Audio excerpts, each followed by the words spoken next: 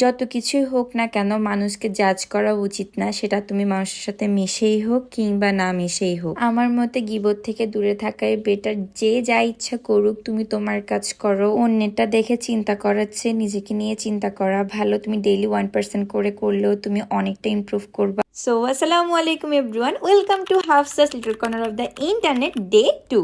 আজকে আমি অনেক মজার একটা ডেজার্ট বানাইছি। আমি অনেক বেশি সুইট ক্রেভ করতেছিলাম, তারপর আমি যা করলাম, বাসায় হচ্ছে লেকচাস বিস্কিট, খেজুর, আপেল আর চকলেট আইসক্রিম ছিল, ওগুলা মিক্স করে একটা ডেজার্ট বানাই ফেলছি, হুইচ ইজ টু গুড। আর এদিকে হচ্ছে আম্মু রং চা করতেছিল আর বাদাম ভেজে রাখতেছিল, যাতে খিদা লাগলে আমরা হচ্ছে স্ন্যাক্স হিসেবে বাদাম খেতে পারি। লাঞ্চে ছিল চিকেন আর লাউ দিয়ে ডাল রান্না। এরপর হচ্ছে আম্মু কিছু ফ্রুট কিনছে, এছাড়া হচ্ছে চিংড়ি মাছ কিনে আনছে, যাতে হচ্ছে যখন যেটার সাথে চিংড়ি মাছ লাগে ওভাবে দিতে পারে। বেসিক্যালি এগুলো আম্মু এখন ভালো করে ক্লিন করবে।